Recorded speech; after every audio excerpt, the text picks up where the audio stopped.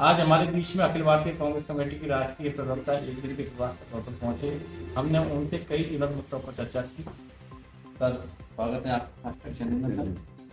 Sir, आप अभी हाल ही में भारत जोड़ो यात्रा में शामिल होकर आए हैं, कैसे देखते हैं आप भारत जोड़ो? देखिए, ये जो भारत जोड़ो यात्रा है, ये जो हिंदुस्तान की आज़ादी के मूल्यों को इस मुल्क में दोबारा स्थापित करने का ये एक अभियान है।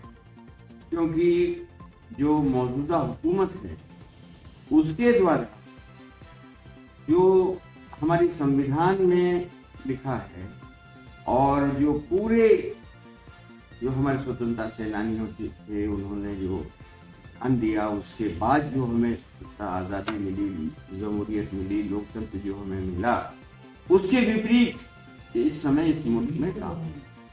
तो राहुल गांधी जी ने इस मुल्क की विरासत को बचाने, उन कुर्बानियों की विरासत को बचाने के लिए कन्याकुमारी से कश्मीर तक लोगों को जोड़ने के लिए ये पदयात्रा प्रारंभ की। कांग्रेस पार्टी इसका नेतृत्व श्री राहुल गांधी जी कर रहे हैं और अभी भी हिंदुस्तान के आम लोगों में इस देश की जमहूरियत और लोकतंत्र के प्रति आस्था है। यही वजह है कि लाखों के लाखों की संख्या में लोग उनके साथ पैदल चले, क्योंकि एक आशा जगी है कि नहीं, जिन मूल्यों के लिए इस मुल्क को आज़ाद कराने के लिए बलिदान दिया गया, आज उसके प्रति भी लोगों की, क्योंकि देखिए आप, महंगाई, बेरोजगारी जो आज के दौर में है, ये महंगाई भी और बेरोजगारी भी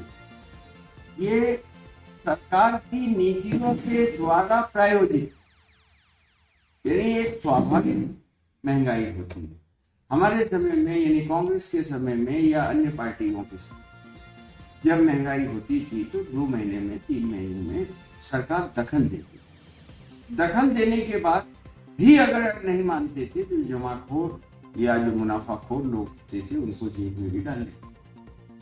यहाँ साल भर से 200 रुपए किलो बिक रहा है, 180 बिक रहा है, और कोई सामान ऐसा नहीं जिसमें मनमानी ढंग से आज आप दवाई लेने जाइए, वो 50 रुपए की है, 2 महीने बाद लेने जाइए तो मालूम पड़ा कि 57 रुपए की हो गई है, फिर 2 महीने बाद जाइए मालूम पड़ा कि 65 रुपए की हो गई है। आखिर दवा जो नियंत्रण मूल्य है उसका क्या कौन उपयोग?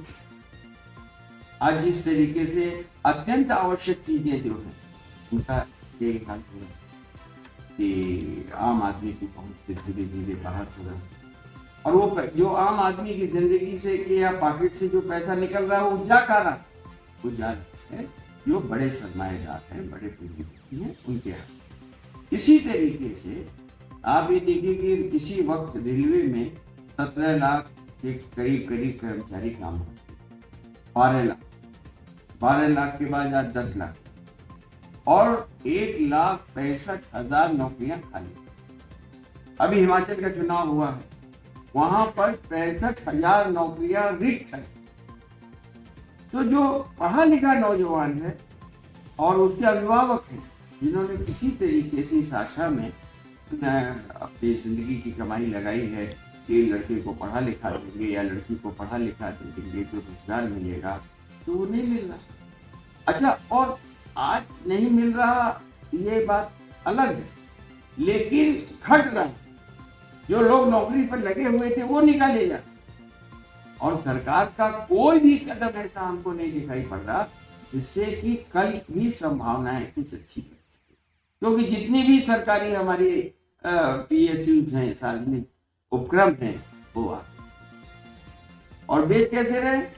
सरकार जनता का पैसा बैंकों में, सरकार की संपत्ति यानी जनता की संपत्ति, और ले रहा है अडानी, और अडानी अपने पॉकेट से निकाल के नहीं ले रहा, उसी बैंक से जिसमें हमारा आपका पैसा जमा है, उसी बैंक से वो लोन लेके और मालिक बन रहा है। यानी देश की संपत्ति, देश का पैसा वारे नरेंद्र मोदी, और मालिक बना रहे हो आप अडानी को। तो ये जो नीतियां हैं, जिस तरह से GST से सारा आज मध्यम कर्मचारी परेशान है। जिस तरीके से हमारे जो मध्यम उद्योग थे वो सरकार की नीतियों की वजह से खत्म, कमजोर होते चले जाते। तो और यही हाल किसान का। तो किसान हैं, नौजवान हैं, महिला हैं और युवा हमारे जो हैं, इनकी जिंदगी को बेहतर बनाने के लिए ये बात जरूरी है में लोग शामिल हो रहे हैं, लाखों लाखों की संख्या।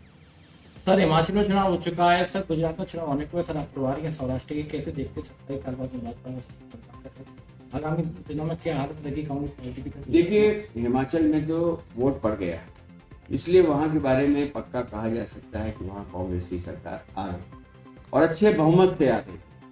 और गुजरात में चुनाव 1 तारीख को है, तो मैं अभी कुछ ही दिन वहां रहा हूँ, लेकिन वहां जनता में भारी आक्रोश, और अगर हम उस आक्रोश को संकलित कर पाए तो मुझे उम्मीद है कि वहां गुजरात में भी अब की वहां पर सत्ता पलटेगी और कांग्रेस की सरकार बनेगी। अखिल भारतीय कांग्रेस कमेटी की नई राष्ट्रीय अध्यक्ष बनी है सर, नेतृत्व में क्या संभावना लग रही है दोनों स्टेटों में, क्या कर पाएगी कांग्रेस? देखिए, राष्ट्रीय अध्यक्ष जो बने हैं अभी 15 दिन हुआ या 20 दिन हुआ चुनाव, बल्कि उनके बनने के बाद ही तुरंत हिमाचल का चुनाव आया। लेकिन इतना मैं कह सकता हूँ कि सोनिया गांधी जी का निर्देशन तो हमेशा रहेगा ही, राहुल गांधी जी का निर्देशन हमेशा रहेगा ही, लेकिन जो मौजूदा कांग्रेस अध्यक्ष हैं इनका एक लंबा जो जमीनी कार्य है, अनुभव है, जो 9 बार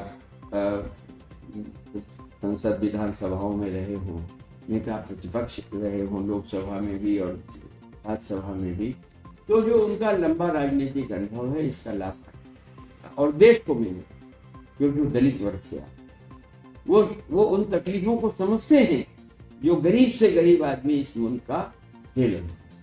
तो सारे लोगों को संगठित करके और 24 में इस मुल्क को, ये जो कठपुतली सरकार है, विदेश की शक्तियों की कठपुतली सरकार है, जन विरोधी सरकार है, इसके खिलाफ मैं समझता हूं कि जनता को लामबंद करके हम परिवर्तन।